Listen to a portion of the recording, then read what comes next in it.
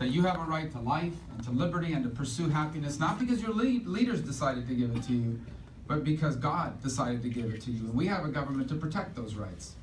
That's why we have free enterprise, which is an economic model that's made us the most prosperous people in the world. That, by the way, is why we have individual liberty, which made us the freest people in the world. And the result is this extraordinary nation, unlike anything that has ever existed in the history of all mankind.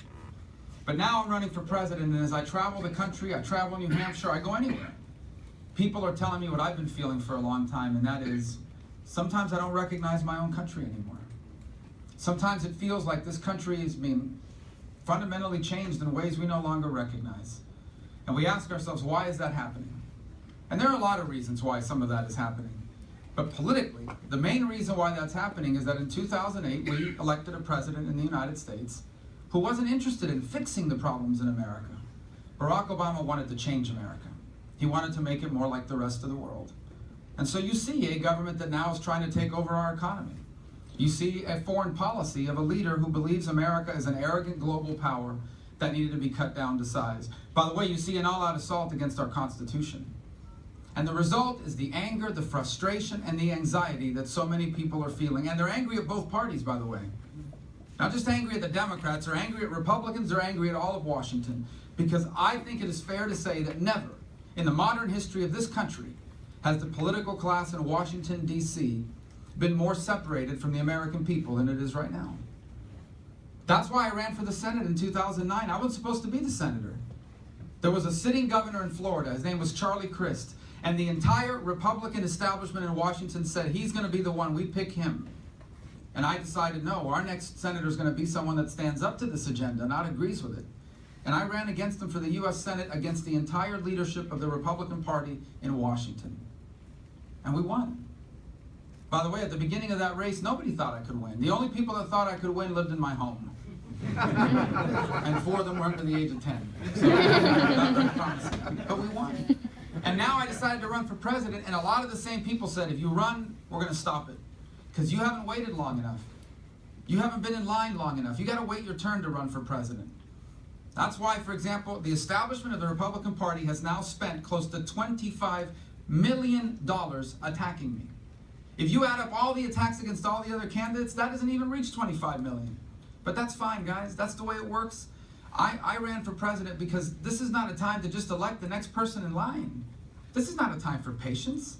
This is a time for urgency. If we don't get this election right, we may not be able to undo the damage that's being done to America right now. I run for president because a lot of the issues people are facing in this country, I feel about passionately because I face them. When I talk about student loan debt, it's not something I read about in a book. I had a student loan, over $100,000 up until 3 years ago. And I was able to pay it off because I wrote a book called An American Son, now available on paperback. It actually is available on paperback. You're now paying for my kids to go to college. So that's but anyway, when I talk about people living paycheck to paycheck, these aren't just people I meet on the campaign trail. I grew up paycheck to paycheck. My dad was a bartender. My mother was a maid, a stock clerk at Kmart. I lived paycheck to paycheck. Well, Jeanette and I in the first years of our marriage, and we made more than most people. But that's how much life costs, especially with a $900 student loan every month that we had to pay. And by the way, I still have people in my family that live paycheck to paycheck. And they don't work at McDonald's. It's not just those kinds of jobs. These are nurses, doctors, nurses, teachers, firefighters. It's gotten tough. I feel passionate about these issues. When I talk about how hard it is to raise a family, it's not just about the money. Jeanette and I have to work harder than ever to make sure our kids have our values, not the values they keep trying to ram down our throats. In popular culture, in the media, in music, in television, entertainment, you name it. These issues are personal to me. These frustrations are personal to me because I have lived them, because I love people that are living them, because I live surrounded by people that are living them. And that's why I share in that frustration. It's why I chose not to run for re-election and run for president instead, because we're not going to be able to deal with this unless we have a president that's serious about dealing with it. But let me tell you something, being frustrated alone will not be enough. Electing someone who's upset about all these things and is angry about it alone, that alone will not be enough. You have to elect someone who knows what to do about it and who tells you what they're going to do about it specifically. You deserve to know that. And I have told everybody from the beginning of this campaign what I'm going to do specifically. First, when I take the oath of office, which is the first thing I'm going to do, I'll actually mean it. When I will swear to uphold, protect, and defend the Constitution of the United States, unlike our current president, I actually will mean it. Which means I'll have an attorney general that defends the Constitution. We'll have judges that apply the Constitution, not undermine it. When I get to the Oval Office, the first thing I'm going to do is I'm going to repeal every single one of Barack Obama's unconstitutional executive orders. Every single one of them. These things, these crazy environmental policies that don't do anything for the environment, by the way, but are holding back American businesses, on my first day in office, it's gone.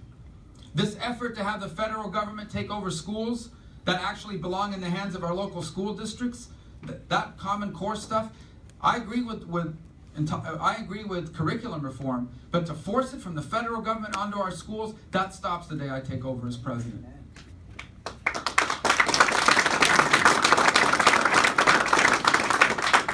And this ridiculous deal with Iran, it's gone on my first day in office. We are not sending over $100 billion of sanctions relief to a radical Shia cleric so he can use it to build a nuclear weapon to one day use against Israel and against us.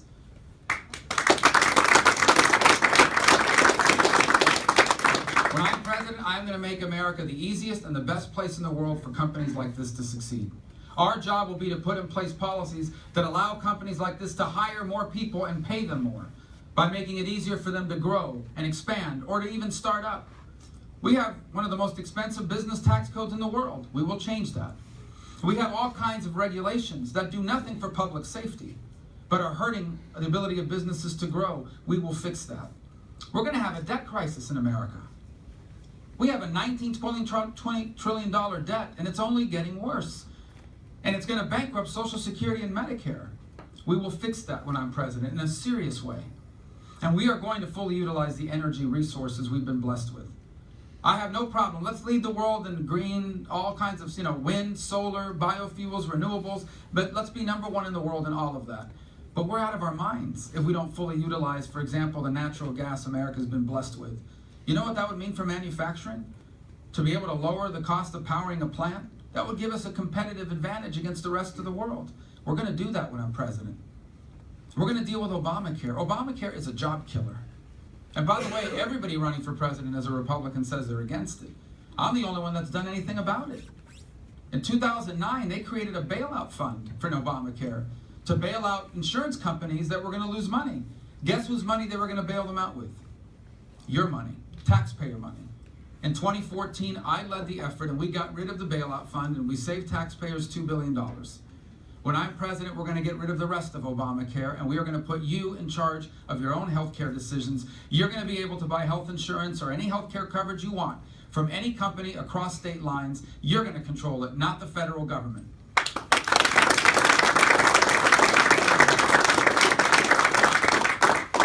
We're going to deal with immigration once and for all. My dad was an immigrant. My mother was an immigrant. My grandparents are immigrants. My neighbors are all immigrants. My wife's entire family are immigrants. No one running for president ever in the history of this country understands immigration personally better than I do. I know every aspect of this issue. The good, the bad, the ugly. I know people that are in this country illegally, and their stories would break your heart. And I know people that are in this country legally, and their stories would outrage you. It's a complicated issue. This issue has changed. Number one, this issue first and foremost has to be about keeping ISIS out of America. And ISIS is trying to get into America. They have proven that they have a sophisticated understanding of the immigration policies of other countries. There's no reason to believe they don't have an understanding of ours. And so the first thing we're going to do when I'm president on immigration is we are going to do everything it takes to keep ISIS from getting into the United States. Which means this: if we do not know who you are for 100% certainty, and we do not know why you're trying to come, when I'm president, you are not getting into the United States of America. We are going to keep our people safe. We're going to enforce our immigration laws. Every country in the world has immigration laws, and they enforce their laws, and so will we. We're going to hire 20,000 new border agents. We're going to finish the 700 miles of fencing and walls that are necessary. We're going to have a mandatory E-Verify system. We're going to prevent people from overstaying visas by having a biometric entry-exit tracking system. If you do this, you will bring illegal immigration under control. Enforcing our immigration laws is not anti-immigrant. It is what sovereign countries do. And after we've done these things, we'll deal with the people that are here illegally, but it won't be amnesty. I do not support amnesty, and I never have.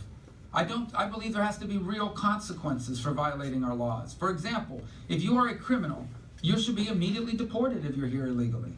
If you're a sanctuary city, you should lose all of your federal funding. We are going to not talk about these issues, we are going to deal with these issues when I'm president, once and for all, after 30 years of nothing meaningful happening on this issue.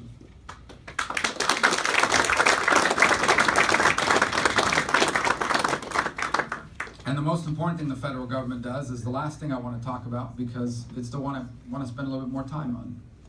And that is, the federal government's most important job is to provide for national security. That's why we have a federal government. Before it does anything else, it should provide for our national security. So the world is a more dangerous place. You have a lunatic in North Korea who has nuclear weapons and long-range missiles.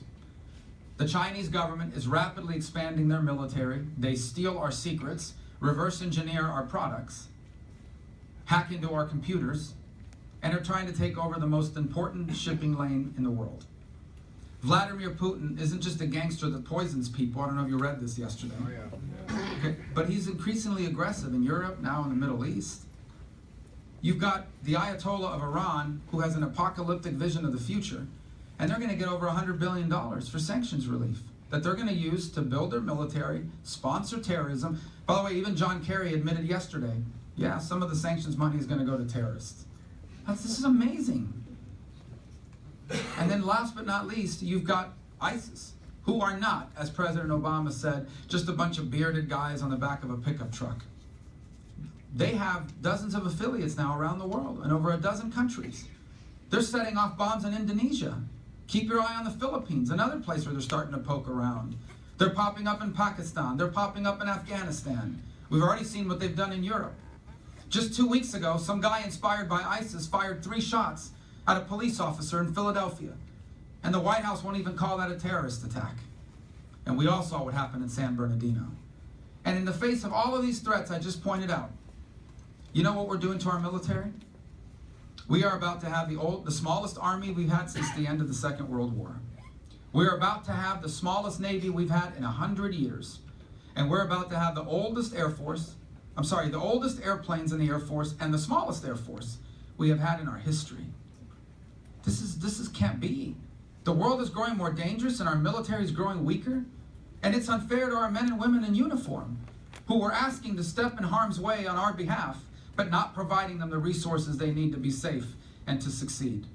When I am President of the United States, we are going to rebuild the U.S. military, because the world is a safer and a better place when America is the strongest military in the world.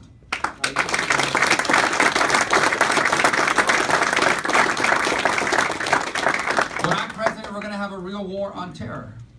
And here's what it's going to look like. The best intelligence agencies in the world are going to tell us who the terrorists are and where they are. And the best military in the world is going to destroy them. And if we capture any of them alive, they're not getting a lawyer, they're not getting a court hearing, they're getting a one-way ticket to Guantanamo, and we are going to find out everything they know. Everything they know. And we're going to take care of our veterans. What we're doing now in this country to veterans is immoral.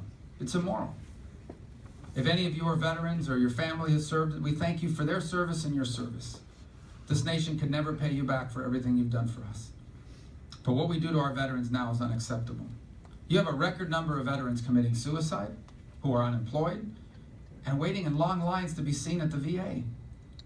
This is going to change. First of all, we're going to make it easier when I'm president for people to take the skills they learned in the military and apply them to civilian life, so they can find a job. If you were driving a truck with explosives on a dirt road in Afghanistan, you're going to tell me you're not qualified to haul eggs on the interstate highway system of the United States? We're going to make it easier for people to take their skills that they learned in the military and apply it to civilian life in the private sector. And we're going to fix the VA. There are good people at the VA, okay?